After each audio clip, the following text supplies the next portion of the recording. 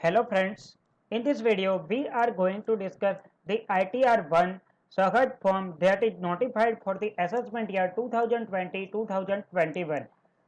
The ITR-1 Sahaj can be filed by the any individual if his income is up to rupees 50 lakh. That means if income is more than 50 lakh, then such individual cannot file the ITR-1. Further, such individual must be the resident other than the not ordinary resident. Further, his income may be from the salary head.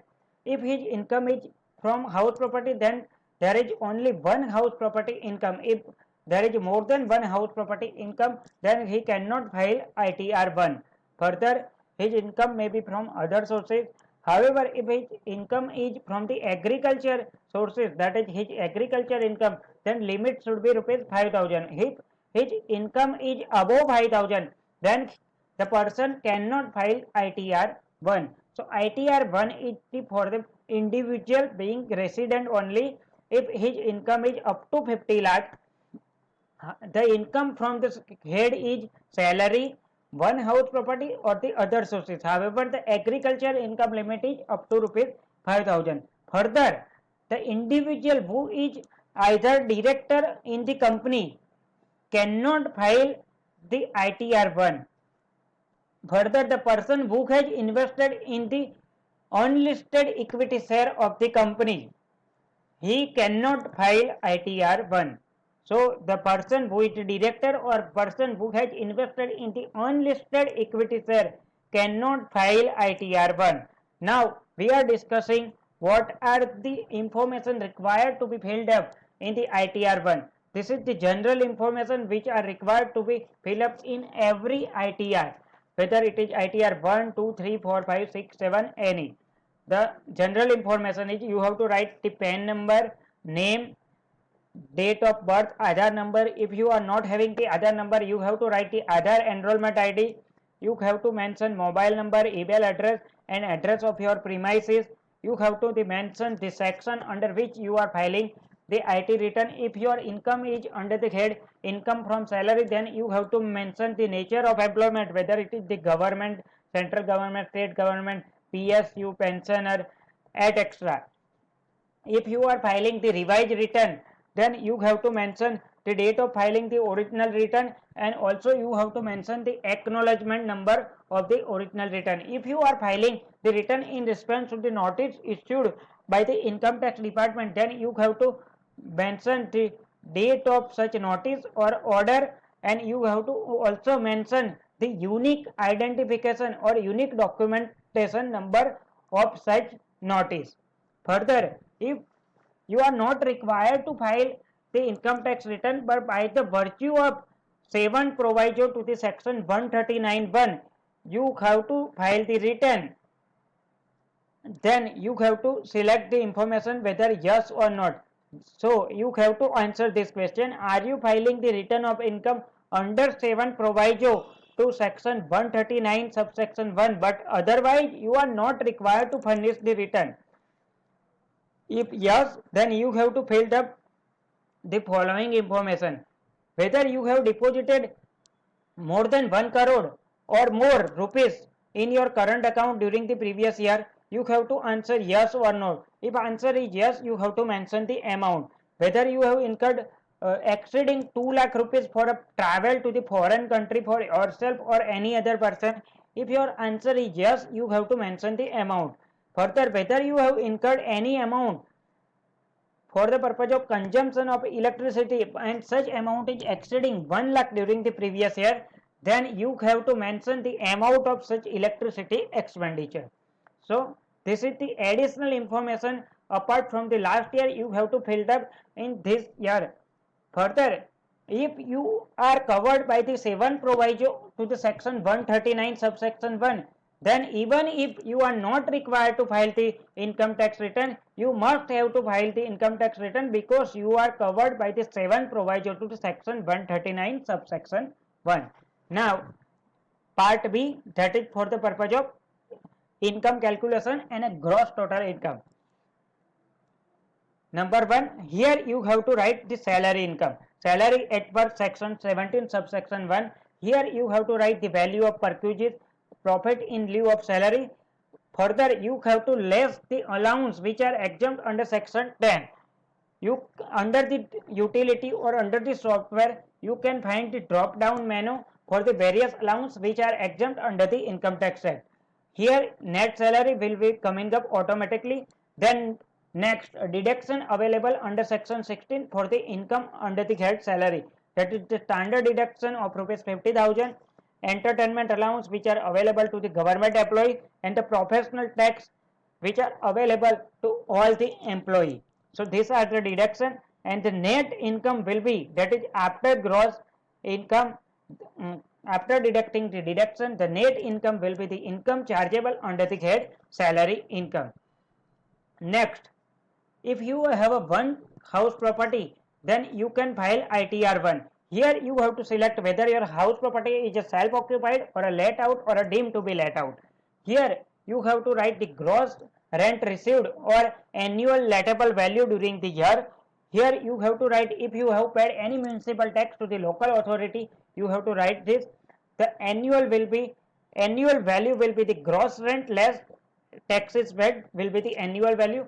After annual value, you will find the 30% of annual value will be deductible. Next, if you have any interest payable on your borrowed capital for the purpose of such house property, then such interest will be deductible.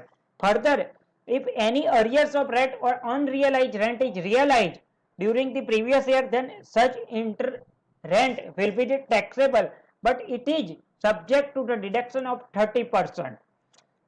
So only the 70% of the arrears rent or unrealized rent received during the previous year will be taxable ultimately.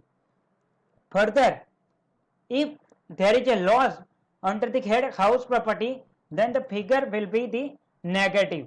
However, the maximum loss which is allowable under the house property loss will be 2 lakh only. If you want to avail the benefit of carry forward loss, then you have to file another income tax return form. That is, you cannot file ITR1 for the purpose of availing the benefit of carry forward loss of the house property. So maximum house property loss you can set up is rupees 2 lakh under ITR1, and if you want to carry forward this loss, then you have to file another ITR. Next, if you are having the income from this head income from other source, then you have to mention here. You can get the deduction under section 57. You have to mention here. In case of a family pension only, you can have a deduction. You have to write here. Now the gross total income, that is after deducting all the deduction under the particular head and expenses under the particular head, this will be your gross total income. After that, there is the part C which is available for the purpose of deduction and taxable total income. If you are having or you have incurred any expenditure which are deductible under the Income Tax Act Chapter 6A, or if you have made any investment, then you have to mention here. However, due to COVID-19, the date of making investment or date of making such expenditure is increased up to 30th June 2020 for a particular year. If you have made such investment deposit or payment between 1st April 2020 to 30th April 2020, then you have to fill the schedule DI under the additional information under ITR1. So here you have to mention the section wise deduction. The after deduction you have to mention here the exempt income. This is only for the purpose of reporting purpose. This will not count under your total income. So total income here will be filled up automatically. Now next is the computation of tax payable. Based on the total income calculated above, the tax payable on total income will be calculated automatically. On such tax, 4% health and education cess will be chargeable. Further, if there is an interest under section 234A, 234B or 234C, here it will be mentioned. Fees under section 234F will be mentioned here, and the total of tax, total amount of tax payable as well as the total of refund of tax will be mentioned here. Now under the other information part E, you have to mention your bank details, that is the IFSC code, name of your bank, your account number, and the select account for your refund credit. If you are a multiple account, then you have to mention all your account detail here, and you have to select the account for the purpose of refund credit, that is you can select any one account from the here. Further, if you have paid any advance tax or any person has deducted your TDS or a TCS, then on the purpose, on the page of such form number 26, or a certificate in form number 16 or 16A or 16C or 17D, 27D, sorry, you can fill up such information, that is the 10 of deductor, name of the deductor, gross payment or a receipt, year of deduction, tax deducted, TCS credited but credit out of claim this year. So this is the total tax deducted or credited. This is the amount which you are going to claim for a particular year. However, if you are using the software, then detail of advance tax or a detail of TDS TCS will be automatically imported via the form number 26 AS in your income tax return. Further, the schedule DI, that is the additional requirement of reporting for this particular year due to the COVID-19. So the investment deposit or a payment for the purpose of claiming deduction under part B of chapter 6A. So eligible amount of a deduction during the financial year 1920, this will be filled up automatically as per a part C, that is deduction or taxable income, we have already discussed. And here the deduction attributable to the period between 1st April 20 to 30th June 2020, here you have to mention.